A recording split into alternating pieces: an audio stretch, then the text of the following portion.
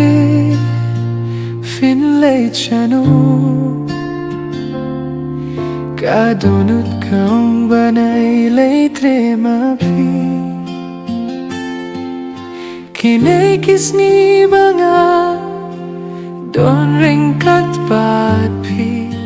Kilong kum ka jingpos niu babatame Kadunut siya, kadunut kalayas no Manla kapor kalang thymmai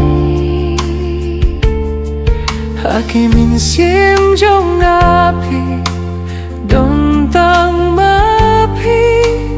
Pilong ka jingduwai jong ako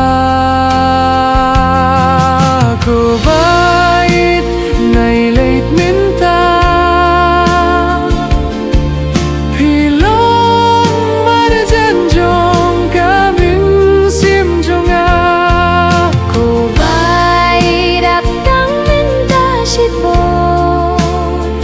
Khlem ka jingim kalong kawei kaba tang jingkyrmen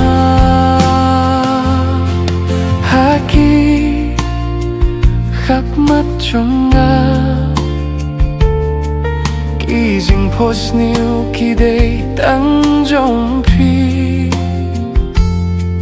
ka jingwan jong pi ha ka jingim jonga Kam de kaba kai ko Baieid kalong ka jingti priu jonga Wat ki klor ruki shai pha Tang shuyo hi aka kati jong phi haka kati jonga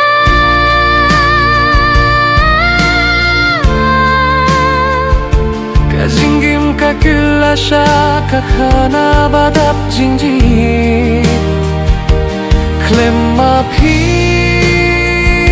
ka jingim joga kambyang hiru ko Baieid Phin Leit bynta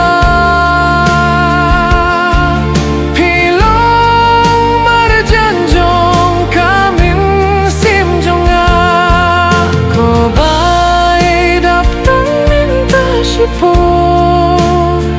Khlem ka jingim kalong kawei kaba tang jingkyrmen ko Baieid jonga